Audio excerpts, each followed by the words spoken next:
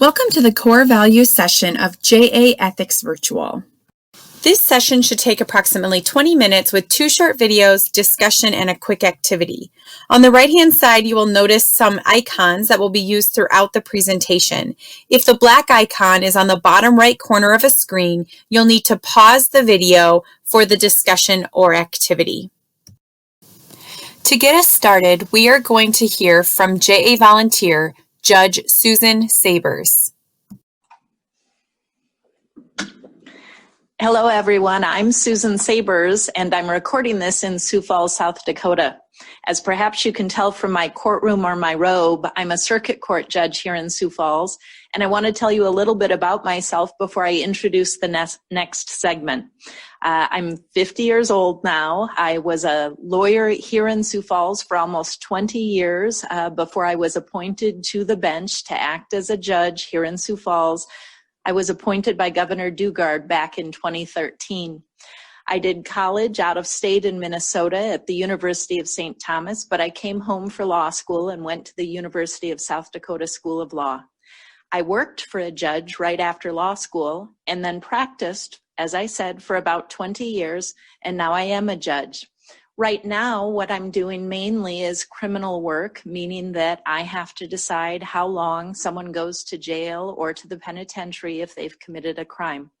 And sometimes when I talk about ethics, I think about how it overlaps with criminal difficulties.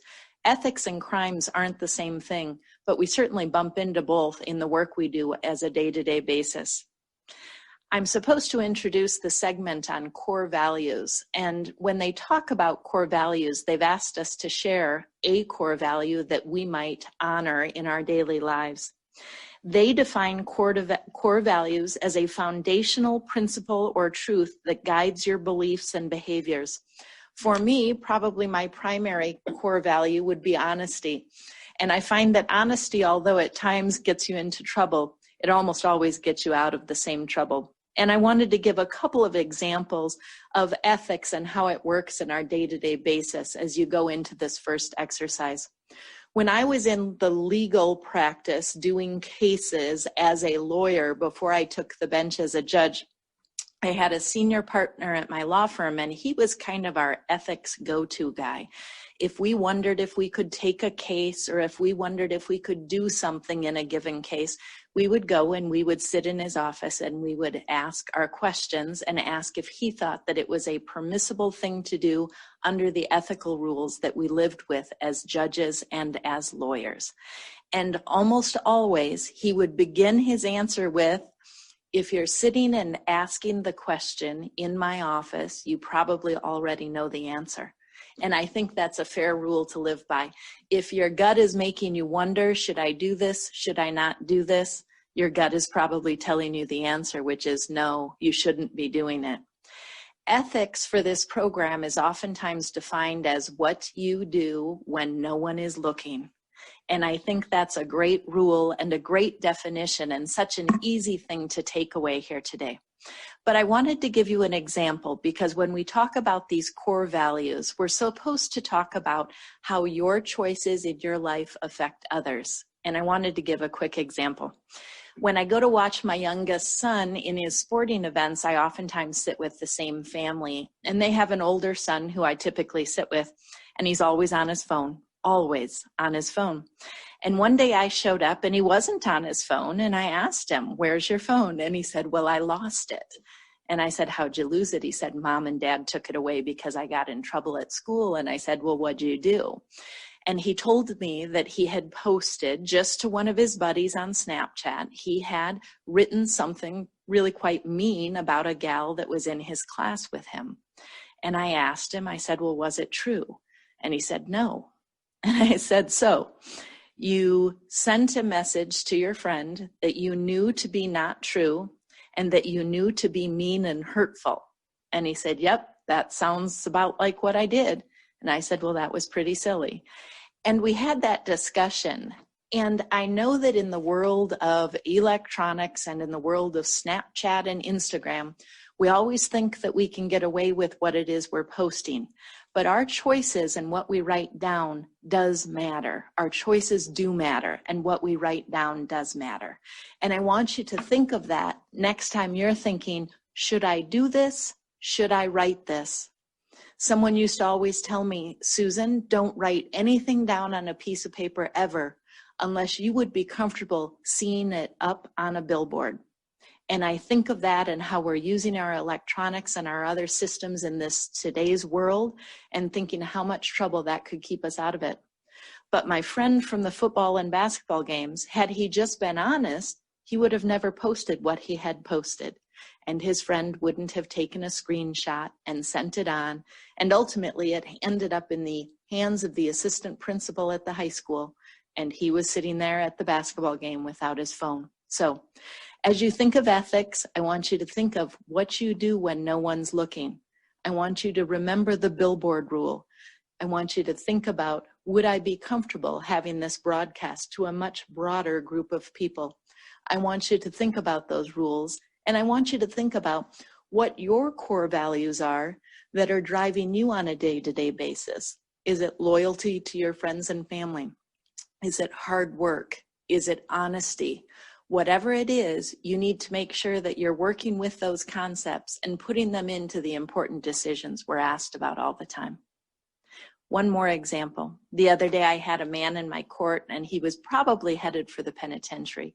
And he said to me, Judge, my life and my future is in your hands. And I said, actually, no, it wasn't, because it was his actions which had come to my court. He had done several crimes that were severe and dangerous, and it wasn't my decision that had changed the course of his life. It was his decisions, and there were many of them, that changed the course of his life. So don't go around blaming other people and thinking other people are making those decisions for you, because it is you making the decision about core values and how those core values will move you forward in your day-to-day life. Enjoy this segment with your teacher.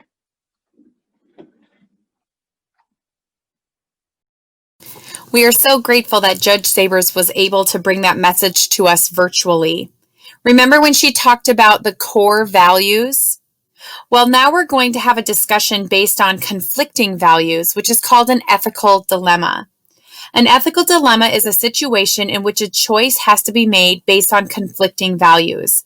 For example, you made a commitment to your team to play in tonight's game, but you have a project that is overdue and you promised your teacher you would have it turned in tomorrow. There isn't time to do both. There's a conflict with values right there. Or maybe a friend has asked you to lie to her parents and say that she spent the night at your house. Do you choose honesty or friendship? As a class, take a moment to discuss how you make an ethical decision when you're facing a dilemma between two values.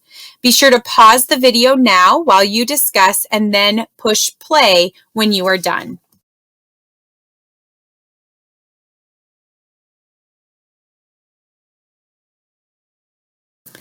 I hope you guys had some great discussion. Overall, we want to encourage you to make sure to have a plan.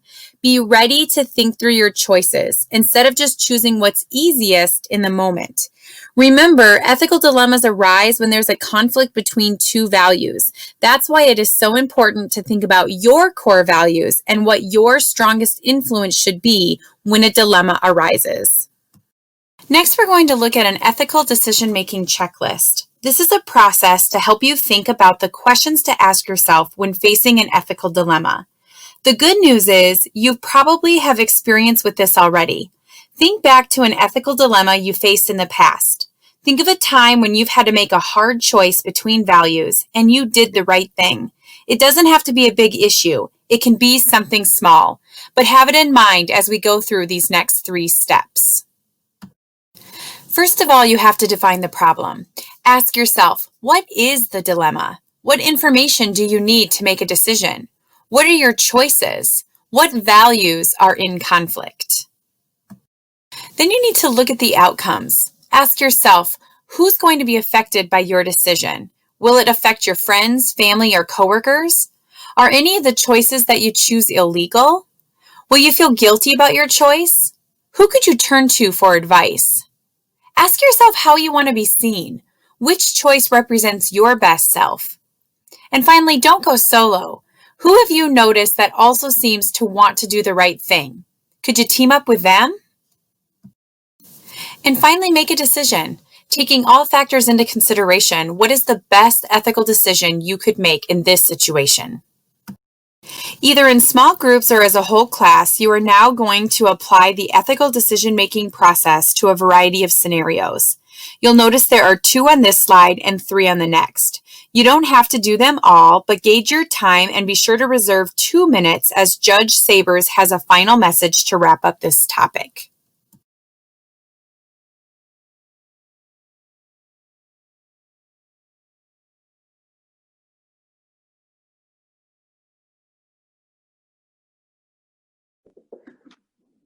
Hello again, everyone. I hope by now you've had some fun having a discussion about core values with your teacher and your classmates. I want to leave you with a tiny little bit of homework from this session. Before you leave here today, what I'd like you to do is I would like you to come up with a person, someone at home, someone at school, and someone at work, if you have a job, that you could go to and have a discussion with about your core values. I told you about the man in private practice, my senior partner, that was our go-to ethics guy. You need someone like that, but you need someone like that either at home or at school, or if you've got a job at your workplace, or maybe all 3 of those places. Because for you to continue to use the core values to help decide what to do and what not to do in your daily lives, you're going to need that reinforcement. And you're going to need someone to answer those tough questions for you. I want to end with a final note. I've been doing the ethics session here in Sioux Falls for several years now at the various high schools, and I really look forward to it and I really enjoy it. And one year I got a thank you note from one of the students who said, "Thank you, you weren't nearly as boring as my regular class," which I think he meant as a compliment. The fun part about ethics is coming into your schools and having the conversations and the interplay between what the students have to say and the examples and the discussions we can offer with a little bit more hindsight behind us to help you make those decisions. So I'm hopeful that in the next calendar year, we're back in your class and we're having these discussions in person. But in the meanwhile, I want to say to you all, core values, and think of how they interact with your day-to-day decisions. Think of how they interact with your day-to-day friendships and relationships, and make sure you're doing your best work to keep yourself on track. Thank you and good luck. Once again, we'd like to thank Judge Sabers for taking the time to record those videos. So what's next? It really depends on how much time you have left in your class. If time allows, please choose another topic, either social media or how unethical is it, really. Both of those take approximately 15 to 20 minutes. If time is tight, skip to the closing message, which is about 6 minutes. That will be from JA volunteer VJ Smith.